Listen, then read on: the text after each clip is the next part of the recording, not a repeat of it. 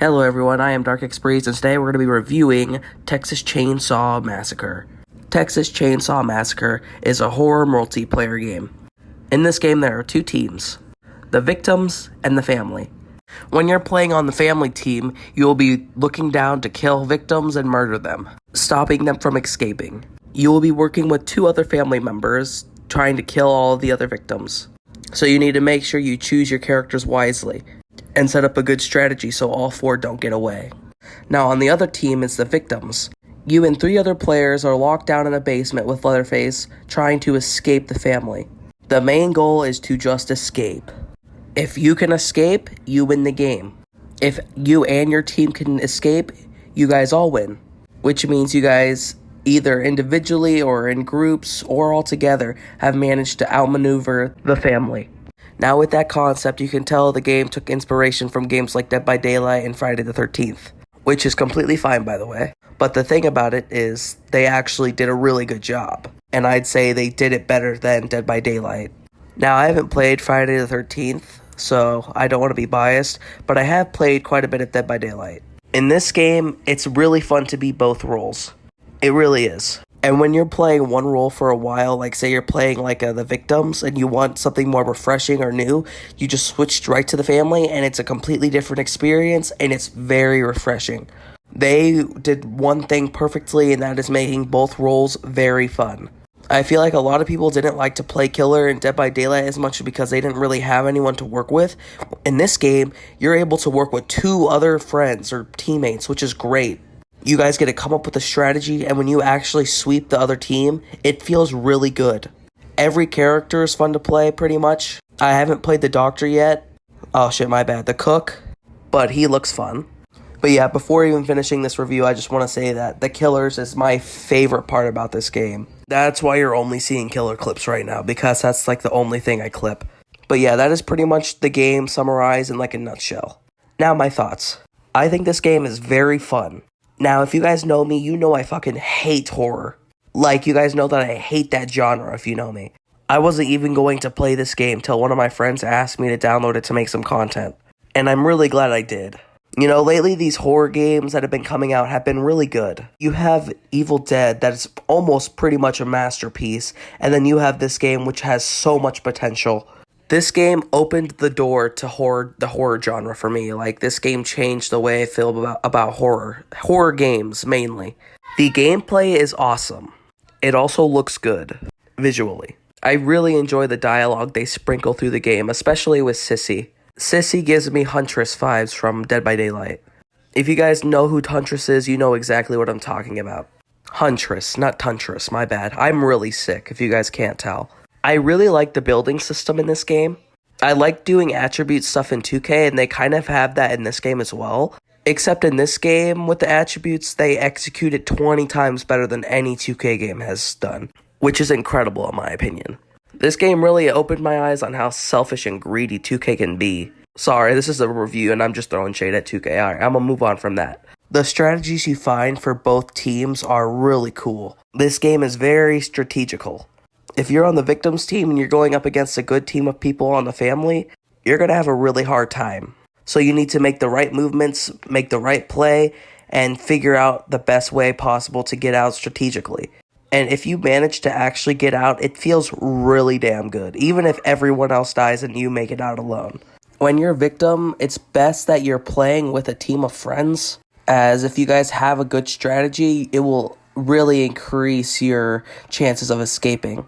If you guys correlate your builds, find the right characters, it'll be really hard for the family to just, rinse you guys. Now for my issues with the game. Because this game definitely does have some problems. Starting off with the most obvious one, bugs. Leveling up is so weird. It's hard to track progress or even know if you're actually making progress, because it is so buggy.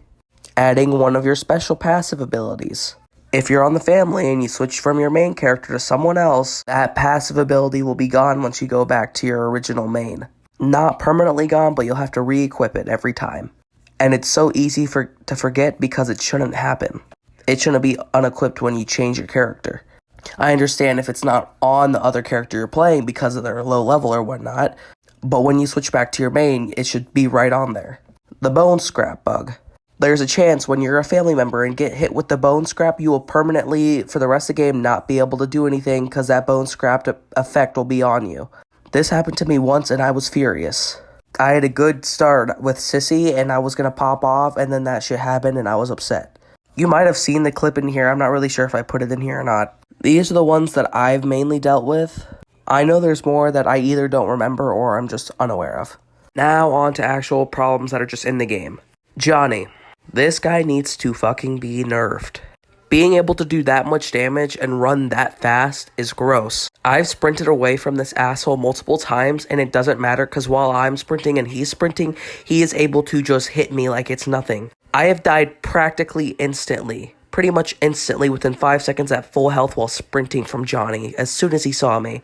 It's so upsetting how gross he actually is. They actually need to nerf that character.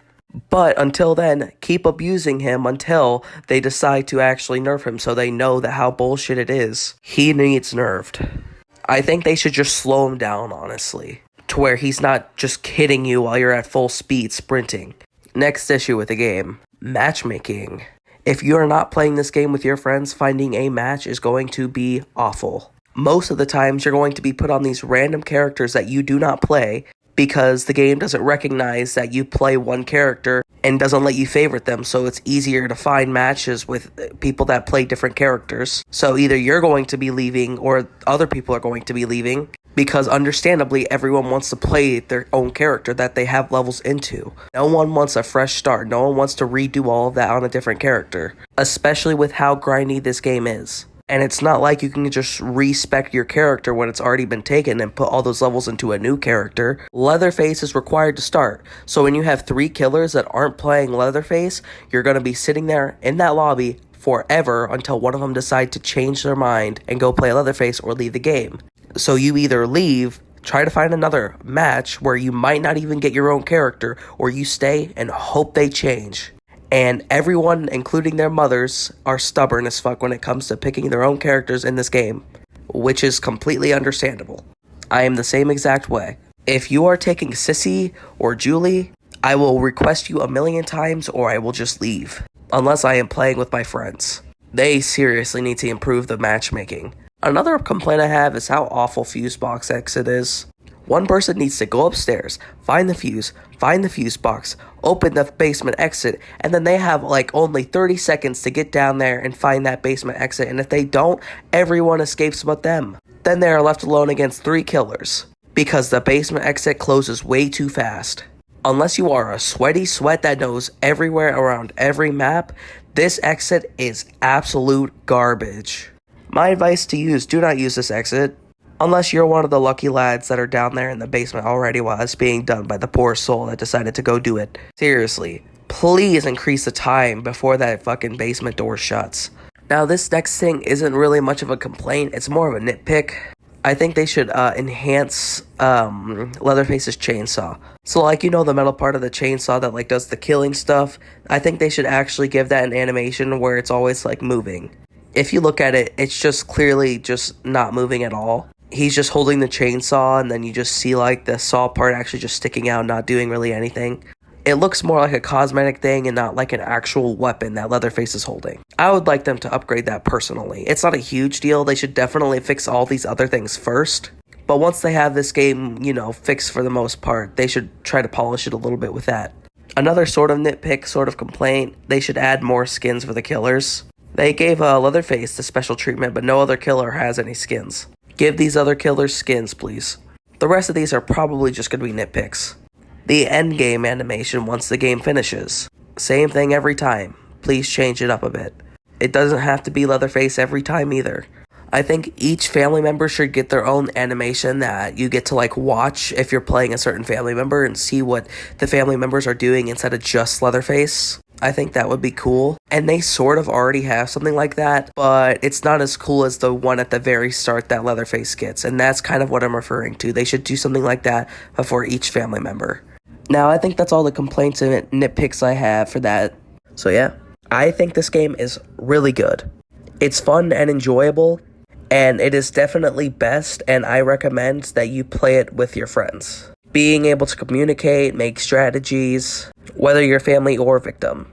The game is just best to play with friends. Trust me, it's a lot funner that way.